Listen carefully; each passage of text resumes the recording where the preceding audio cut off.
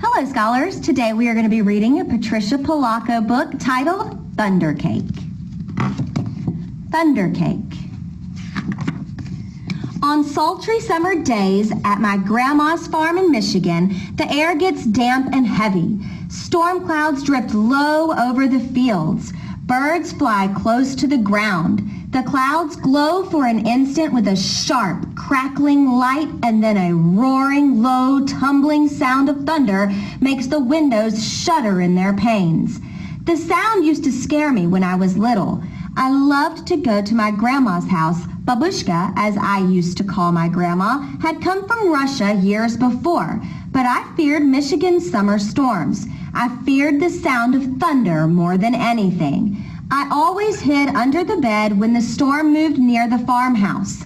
This is the story of how my grandma, my babushka, helped me overcome my fear of thunderstorms. Grandma looked at the horizon, drew a deep breath, and said, "This is thunder cake baking weather, all right. Looks like a storm coming to me." "Child, you come out from under that bed. It's only thunder you're hearing," my grandma said. The air was hot, heavy, and damp. A loud clap of thunder shook the house, rattled the windows, and made me grab her close.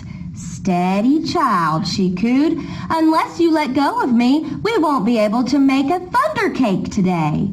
"Thunder cake?" I stammered as I hugged her even closer. "Don't pay attention to that old thunder, except to see how close the storm is getting. When you see the lightning, start counting, real slow. When you hear the thunder, stop counting. That number is how many miles away the storm is. Understand?" she asked. "We need to know how far away the storm is so we have time to make the cake and get it into the oven before the storm comes, or it won't be a real thunder cake." Her eyes surveyed the black clouds away off in the distance. Then she strode into the kitchen. Her worn hands pulled a thick book from the shelf above the wood stove. "Let's find that recipe, child," she crowed as she lovingly fingered the grease-stained pages to a creased spot. "Here it is, thunder cake." She carefully pinned the ingredients on a piece of notepaper. "Now, let's gather all the things we'll need," she exclaimed as she scurried towards the back door. We were by the barn door when a huge bolt of lightning flashed. I started counting like Grandma told me to. 1, 2, 3, 4, 5, 6, 7, 8, 9, 10. Then the thunder roared. 10 miles. It's 10 miles away, Grandma said as she looked at the sky.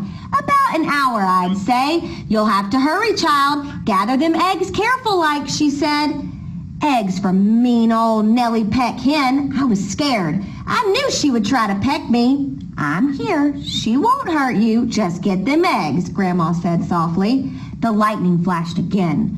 1, 2, 3, 4, 5, 6, 7, 8, 9, I counted. 9 miles, Grandma reminded me. Milk was next. Milk from old Kick Cow. As Grandma milked her, Kick Cow turned and looked mean right at me. I was scared. She looked so big. Zip went the lightning. 1, 2, 3, 4, 5, 6, 7, 8, I counted. Boom went the thunder. 8 miles, child, Grandma croaked. Now we have to get chocolate and sugar and flour from the dry shed. I was scared as we walked down the path from the farmhouse through tangleweed woods to the dry shed. Suddenly the lightning slit the sky. 1, 2, 3, 4, 5, 6, 7, I counted. Boom, ba-boom, crashed the thunder. It scared me a lot, but I kept walking with Grandma. Another jagged edge of lightning flashed as I crept into the dry shed.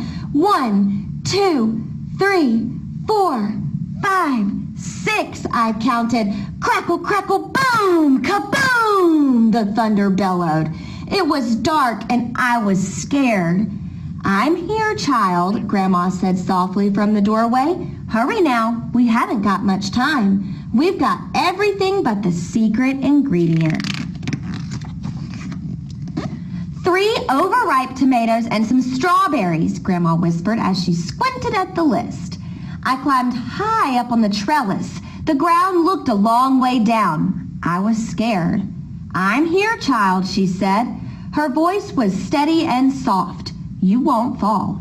I reached 3 luscious tomatoes while she picked strawberries. Lightning again. 1, 2, 3, 4, 5, I counted. Kabang, kaboom! The thunder growled. We hurried back to the house in the warm kitchen, and we measured the ingredients. I poured them into the mixing bowl while Grandma mixed. I churned butter for the frosting and melted chocolate.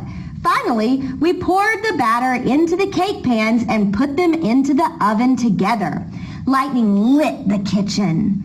I only counted to 3, and the thunder had rumbled and crashed. 3 miles away, Grandma said, and the cake is in the oven. We made it. We'll have a real thunder cake. As we waited for the cake, Grandma looked out the window for a long time. "Why, you aren't afraid of thunder.